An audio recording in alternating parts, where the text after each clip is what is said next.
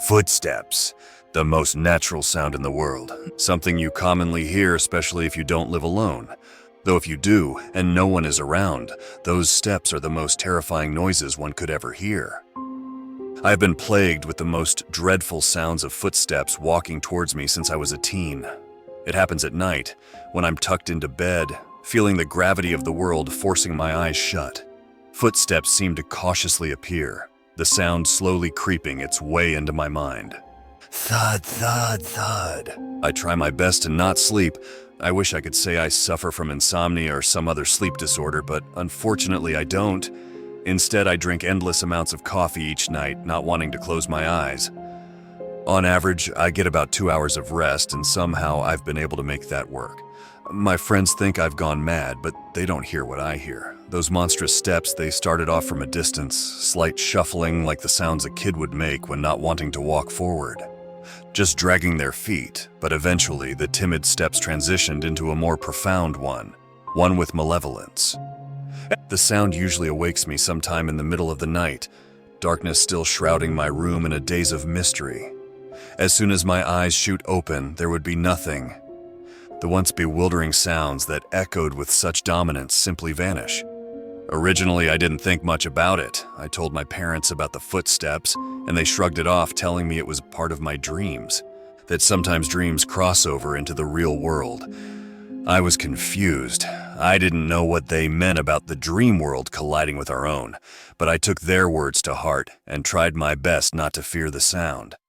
The closer the ponderous steps would get, I would just remind myself it was all in my mind, that whoever were making those noises in the dream world couldn't hurt me here. The older I got, the more dreadful the steps became. I would tell myself I was too old to be scared of boogeymen, so I went on about my life to the best I could not, letting imaginary beasts conquer my world. I wouldn't always hear the sounds. Sometimes I would go months without hearing anything. But I noticed the older I got, the more frequent the steps would become. It wasn't until I was in my 30s that the sounds would happen at least once a week, and now they're every night. Thud, thud, thud. I could feel the presence of some ungodly entity approaching me, their shadow-lengthy arms reaching out through the mist of darkness to grab me as I slumbered in the realm of the unconscious. I know what it wants, something I took when I was young. It wasn't supposed to be like this, and all I wish for is for me to take it back. I'm from a small town, one you probably have never heard of. It's somewhere up north, a land of gray skies and dirt roads, though the small pond we call home blossoms each year around Christmas time. The little town that time forget transforms from one of despair to beauty, the embodiment of the season. The old, withered buildings with cracks become covered with flashing lights of all hues, red, green, and blue. Our town center that was abandoned is now inundated with wreaths and endless strings of garland, but more astonishing is the wonderment of our Christmas tree, a massive relic that holds the keys to the center of our universe, standing taller than our own town hall. The jovial display of a facade is created for the tourist. Strangers come to our home consuming all the resources only to leave an empty shell once the season is over, and then it would take another year for my city to come back to life with the resurrection of holiday spirit. Smiles and laughter fill the streets as wealthy families take part in the festivities, drinking overpriced hot chocolate while paving our roads with their trash, empty cartoons and candy wrappers. My parents owned a small shop right in the heart of town, the Christmas tree shining its marvelous glow through our store windows, giving us a glimpse into the spectacle of what tourists experienced when coming here. As one might have guessed, we were no different from the other town folk. We were not that well off, and I spent my winter breaks helping out at our store during the busy season. Here is where I got to see all the other children from out of town smiling with wonderment as their parents gifted them with almost every present they could ask for. I honestly grew to despise these families, seeing how gleeful they were while we struggled to keep the lights on. My father was always looking for quick get-rich schemes, convinced that all he had to do was find the right scam. Because of this, he wasted away our entire life savings by the time I was 10.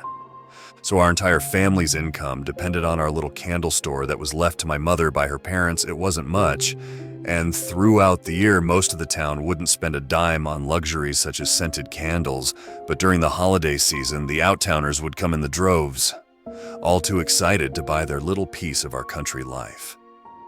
To be honest, I hated it. The stench of candy cane and cinnamon plagued my nostrils for months after the season was over, and all I ever dreamt of was for our candles to melt away like some horrid scene you would see in some scary movie, the amber flame slowly pecking away at the wax, like some woodpecker demolishing a tree. By the time I was in middle school, I pleaded with my parents to not force me to work in the store. I was tired of all the out-of-town kids looking down on me. Their judgmental stares and snickering had me on the edge. But I think even worse, I was tired of having a front row view to that obnoxious, oversized tree. Well, it wasn't so much the tree itself, it was more of what was in front of it, an empty golden chair with red velvet cushions. It was Santa's chair. As long as I can remember, our tradition of having Santa visit the town center was always the same. The week before Christmas, the jolly old man would arrive and sit at his throne, inviting all the eager kids onto his lap, each one filled with hopes of having their ideal present gifted to them on Christmas morning. When I was 7 years old, my parents stood me in line to meet the man that epitomized the jovial holiday. I remember being bewildered at how long the wait was. I could see all the other kids smiling, reveling in the premise of meeting the old man, all thinking that asking him for some gift would magically assure them of their dream. For my age, I knew I wasn't like the other kids. Most of them that stood in line weren't from my town.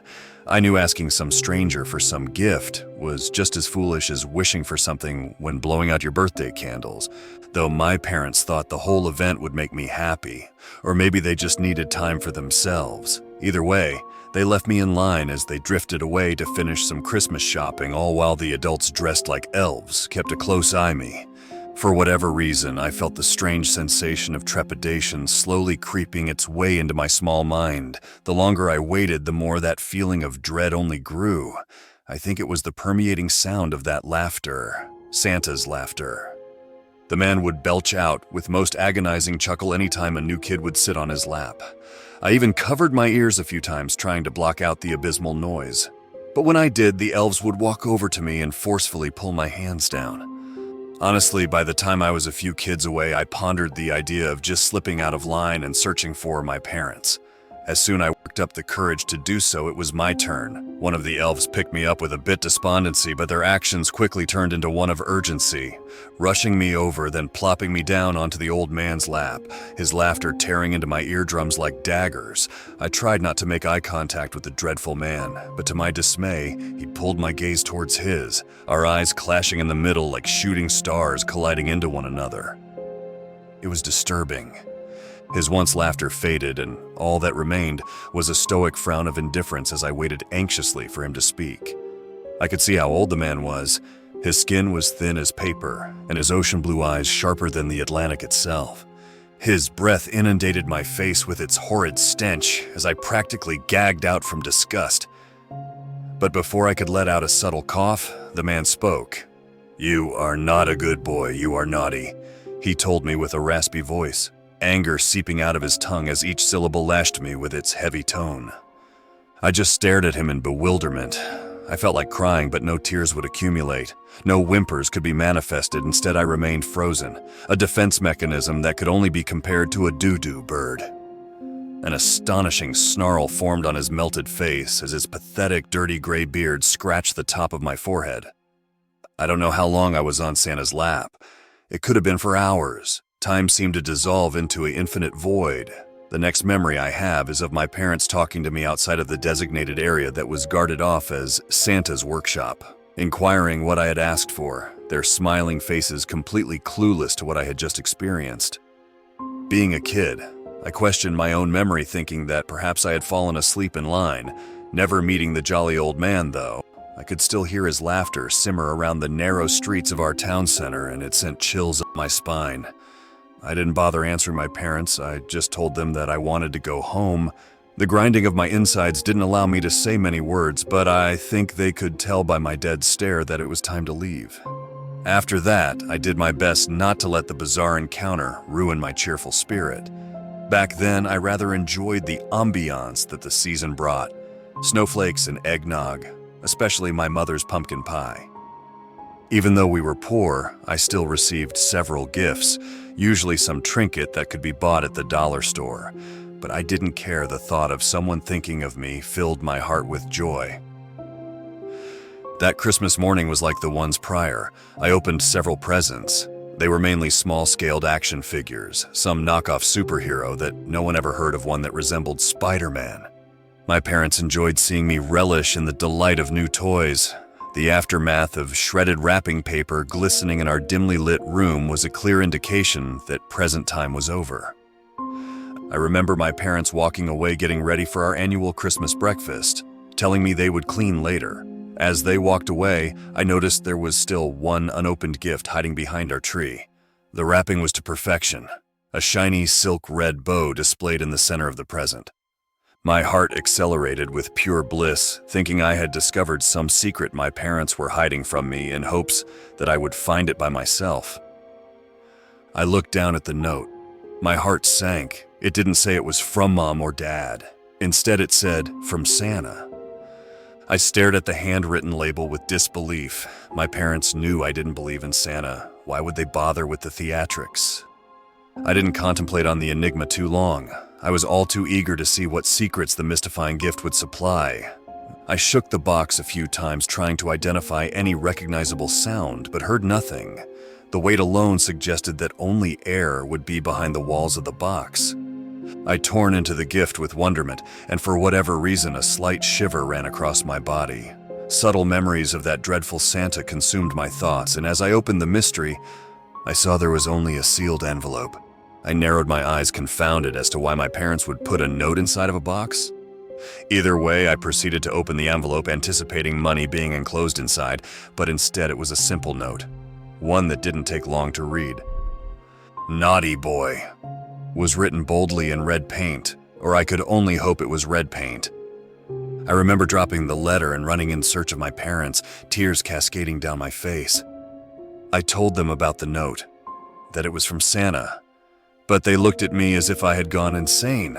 They reminded me that Santa wasn't real, and to add to my lunacy, the letter was gone, as if the mountain of wrapping paper swallowed all evidence of my delusion.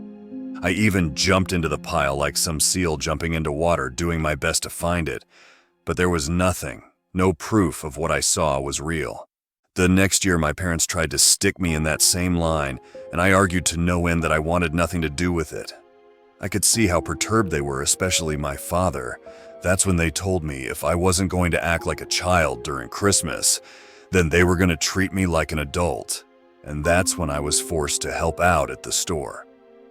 That Christmas morning, another mysterious gift found its way burrowed underneath our tree, only presenting itself when I was alone. Like the year prior, it was a simple note, one that needed no clarification. "Naughty boy." The incoming years soared right by, and every winter I would have a front row seat when it came to seeing that horrid man. Him taking his throne each year with such hubris as he passed judgment to all the patiently waiting children. I continued receiving mystery gifts, or I should say notes, the message always the same. Eventually, I convinced myself that it was one of my stupid friends playing some lifelong prank on me, knowing how we treated each other. The thought wasn't too outrageous. I was always befuddled of how our town was able to reserve the same Santa. I knew he wasn't from our community, and seeing how old he was, I assumed and hoped that he would pass. But as I entered my teen years, it quickly became evident that the geezer had some real fight in him. By the time I reached high school, the boogeyman that would sit in front of our store bothered me less, and my threatening letters seemed more comical than nefarious. As usual, the corpse of my lonely town sprung to life as the holiday rolled around. The walking zombies that I called my neighbors were now filled with hope, understanding that the next few months would supplement half their annual income. I, on the other hand, wasn't so keen. By this point, just like any other teenager, my thoughts were consumed by girls, and working in my parents' candle store wasn't on the top of my list at trying to attract one. I begged my parents to not have to work this particular year. I told them I would do all the house chores, that I would even reshingle the roof, just anything to get out of working at the store. It wasn't that I was ashamed of my parents, but I was tired of seeing the kids from out of town look at me with such disdain. If it were any other time period, I could visualize them flicking me a penny as a tip. I couldn't stand the thought, especially because of her, Kimberly. She was from our neighboring city.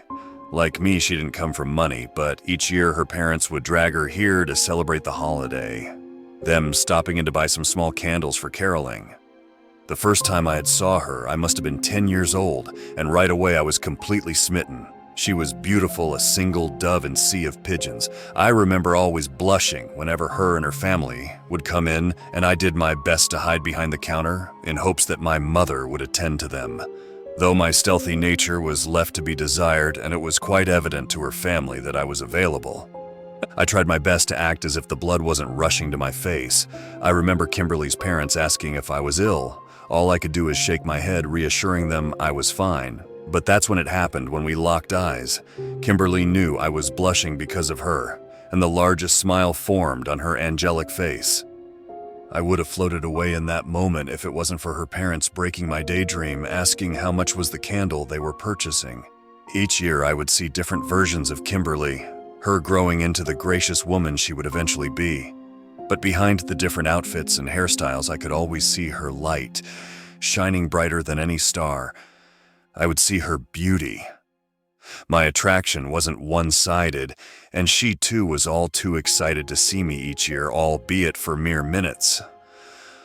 Eventually, I worked up the courage to get her number, and it didn't take long for us to build a bond. I was beyond thrilled to see her for the holiday, but I knew I needed more time with her. This is why I told my parents I couldn't work in the store, but unfortunately they told me this wasn't an option.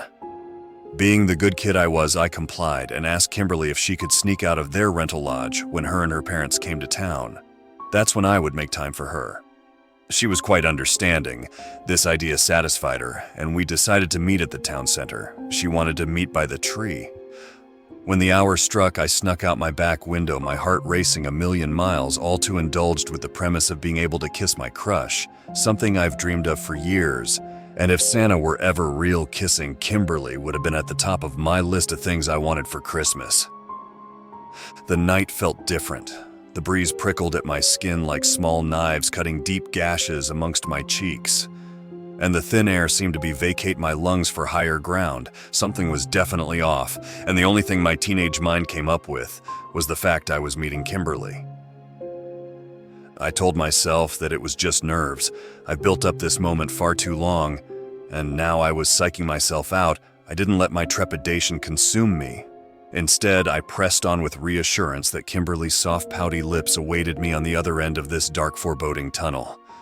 When I arrived to the town square, I could see Kimberly's silhouette standing next to the Christmas tree. The monstrosity's oversized shadow encapsulated her in a vague darkness.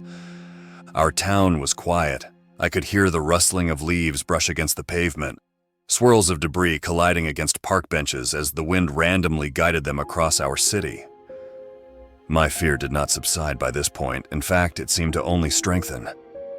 Kimberly?" I called out nervously. The shadow beneath the tree did nothing, no response or recognition of any type. Perhaps she had headphones on. Maybe she was listening to music as she awaited me. I stepped closer as the thumping of my own heartbeat inundated my hearing. But soon that sound was replaced by one that was unnatural, a mechanical one. But it came almost in a rhythmic pulse, just as my heart. I stopped to get a better listen as I inhaled deeply, trying to ease my breathing. The sound was a bit more vivid. The pulsating noise escalated to a faster pace, becoming more frequent, and after what seemed like minutes, I realized what the odd sound was. It was the sound of bells. "Kimberly?" I called out once again, this time with a whimper, as the shaky tone that found its way out of my mouth fell on deaf ears. The shadow that I presumed was Kim still did nothing. It stood there without a glitch. I contemplated in those few seconds if this was all wrong. Those sounds of bells began to approach closer as the strong wind kept swirling around me. I gulped with a heavy sigh and knew I was being silly. There was nothing to be concerned of. I waited for this moment far too long, and I needed to finally hold Kimberly in my arms. Before I could take another step, my phone chimed, it breaking my chilling reflection. I pulled out my flip phone and looked at the message. the words sending pricks of needles down my spine. It was from Kimberly. "Where the hell are you? I've been waiting for an hour. Hello? I'm going home," it read. It was a series of texts, all from her asking about my whereabouts. I stood perplexed of how this was even possible. The timestamps showed that she was here at this moment, midnight. I flipped my phone closed and looked at the time on the small screen. It said it was 3 a.m.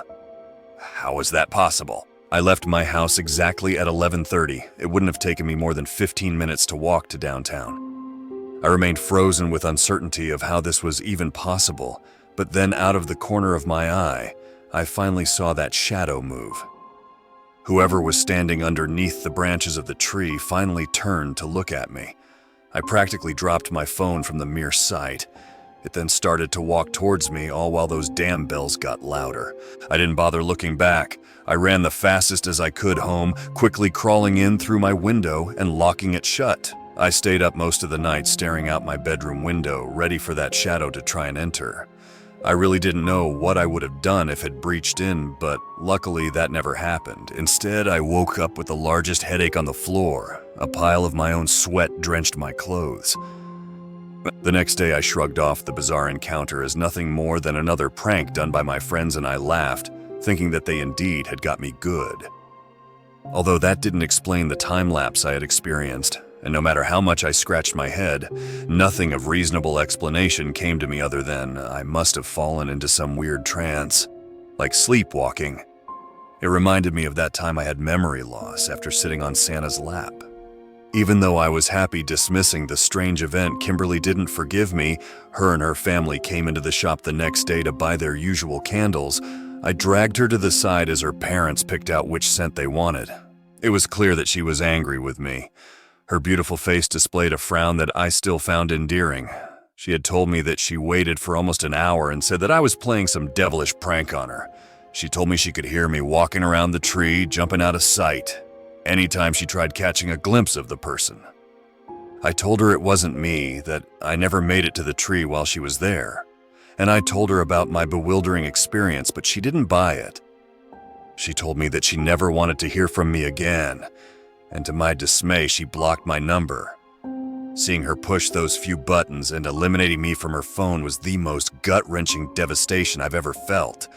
No matter how much I pleaded with her to reconsider, she left me destroyed, walking back to her parents as if I no longer existed. That same day, the man that I've grown to despise took his seat at his throne, all to the cheers of our small community. With my heart shattered, I didn't even bother looking out the window. Though, as the day passed, I felt eyes on me, like someone was leering at me. That feeling you get when you think you're being followed. It wasn't until the cheering subsided did I have chance to calculate where my sixth sense was picking up the threat. Of course, the gaze that made the hairs on the back of my neck stand were coming from him, Santa. When a child wasn't sitting on his lap, he would direct his mischievous stare towards me, the vicious snarl that frightened me as a kid, now more sinister than ever. I closed the blinds to the store, no longer wanting to see anyone. I wanted the world to disappear. Or better yet, I wanted to melt away to oblivion just like our candles. Even with the blinds closed, I could still hear the man's dreadful laughter, him belching out that phony chuckle almost every minute. I took out my phone and looked at Kimberly's phone number, and I could feel tears form on the corner of my eyelids. It had only been hours, but it felt like she had been out of my life for years. I closed the store down early and told my parents that I just didn't feel well, which was the truth. My heartache was beyond any illness. The rest of the week, I had hope that Kimberly would change her mind. I dreamt at any moment that she would walk into the store, smiling, showering me in her light. But that never happened. Instead, Santa's laughter would haunt my thoughts. Days passed, and Christmas was soon approaching. Kimberly would be leaving home after the holiday, and the thought left me empty. Though Santa, too, would be leaving, which brought a bit of smile to my sad face. I knew if I was ever going to get Kim to forgive me, I had to get her a gift, one that would represent how much she meant to me, and I pondered throughout the day of what that could be. As the sun set, our town's Christmas lights sprung to life, the light intruding through our store windows. And that's when the idea came to me. My eyes followed the shimmering hues to its source, most of it coming from our Christmas tree, and as my eyes crawled upward, they finally came to rest on top of the tree. The star that shined above. I was going to steal our own star from on top of the tree, it being a symbol of pure light as Kimberly's smile was to me. I knew the gesture would be taken and our relationship restored to what it once was. It was Christmas Eve. The festivities that were celebrated in our town square slowly died down as everyone retreated back to their homes and rental lodges. I stood in our candle shop waiting for silence to overwhelm our city streets. I told my parents I would lock up and do inventory that night, something they were surprised of me volunteering for. The ruse would be simple. I would wait for everyone to be gone and then I would climb that monstrosity and steal the star from up top. I waited for the clock to strike midnight. I exited our store, looking up at how tall I would have to climb, and the sight almost caused me to change my mind. But I knew I had no other choice. I needed to do this for her. Before locking the door, I remembered that horrid shadow that I had seen before and grabbed a few candles in hopes of illuminating my path underneath. I lit several of the candles and placed them at the base of the tree. I inhaled deeply, strapping my backpack around me, and looked up at all the branches. I then began to climb. I slithered between branches while the occasional colossal ornament hit me, the bristles from the tree branches cutting my cheeks as I climbed higher. The smell of real pine invaded my nostrils. I surprisingly found it to be calming, better than any scent we could ever make in our cheap candles. Eventually, I made it to the top. I dare not to look down, knowing the height would scare me to the point I might lose my balance. I grabbed out to the star, it shining its glare directly to me. I pulled it off the tree and disconnected the power cable. To my astonishment, the darn thing still illuminated. I then placed it in my bag, hoping the light wouldn't be so bright that someone could clearly tell I had it in my bag. Perched on top of the tree, I took a moment to enjoy the view. I looked over our small town. The streets covered in white snow, it really did look like something out of a Ron Oliver film. The subtle breeze soothed my scratched face as it cautiously rocked me back and forth on the branch I was sitting on. In that moment, I processed the realization of how outlandish this endeavor was. I knew some silly gift would not change Kimberly's mind, or even worse, she might think of me on some criminal. I shook my head disappointed in myself and pulled my pack in front of me ready to put the star back to its rightful place. But before I could, the tree began to move violently. At first, I thought it was an earthquake, just from the sheer force. I grabbed onto the trunk of the tree tightly as I could feel my legs loosing its footing. I looked around, trying to figure out what was happening, and that's when I heard it. The sound that has terrified me since I was a child. It was Santa's laughter. I carefully peeked my head over, trying to get a glimpse through the branches, and sure enough, there he was, at the base of the tree. He was shaking the trunk as he laughed uncontrollably. He then raised his gaze towards mine. I retreated my head back into the branches and contemplated what I could do. I couldn't climb down, he was waiting for me down there. But the more I hesitated, the more violently he shook the tree. "I'll put it back," I yelled out, but got no response. Instead, he had stopped. The world returned to normal as the wind continued rattling the leaves, but then the shaking returned, but this time in bursts. It would shake, then stop only to shake again a few seconds later. The laughter also returned, and that's when I realized it was him climbing up the tree. I brushed away several of the branches, getting clear view of his menacing frown. A look of pure evil garnished across his elderly face, and the madness that displayed rage in his eyes shimmered in the moonlight. "Naughty boy," he said to me, while showcasing his horrifying grin. He seemed to be climbing with ease, almost natural to his biology. I remained petrified, still unsure of what I could do. He was closing the distance. I could almost smell his repulsive breath, and the stench sprung my mind into action. I knew I had to climb down the tree on the opposite side. I jumped down several branches at a time, making sure to leap at angles. I knew if I was going to get out of this alive, I needed to stay vigilant and not let my fear stop me. Eventually, we were at the same level, but on opposite ends, and his egregious hand reached out, grabbing mine. "Naughty boy," he once again screeched out. He began belching his all-too-familiar chuckle as I shook and squirmed, trying to release his tight grip. I began to sob, begging him to let go, that I was sorry for taking the star. By some miracle, I was able to break free, but at a heavy cost because I lost my balance and fell to the ground from 20 feet above. I crashed through branches which gratefully slowed my fall, eventually hitting the floor with heavy thud. I gasped out with all of my breath as my lungs felt collapsed. My vision was blurry, but I didn't waste time and I got up and tried my best to run. I could see our store and I still had the keys I just needed to make it inside and lock myself in till daybreak. My hands reached into my pocket, fumbling around for the key. I could hear that laughter flowing into my ears. I knew he was in pursuit and quickly dived into our store once I had opened the door. I turned to lock it and saw the most devastating sight. The candles that I had left at the base of the tree, I must have knocked them over, but now the tree had caught on fire, the ambers overwhelming the pine needles and ornaments. It didn't take long for the flames to reach to the sky, and as I looked up through the window, there he was, still belching out his horrid chuckle. He remained unmoved, the flames tearing into his flesh as a withered face began to melt. "Naughty boy," he still murmured out. I looked on with disbelief, all too horrified to even call for the fire department. Soon the amber glows engulfed the tree and it tilted over, falling hard to the ground like some axeman cutting down a tree in the woods. It landed on one of our neighboring stores and soon it too was on fire, still shook.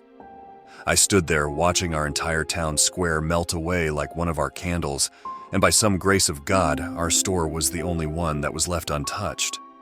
Eventually, the fire department showed up only to vanquish the few remaining flames, but virtually everything was a mere shadow of its former glory. All ash, all things returned to dust.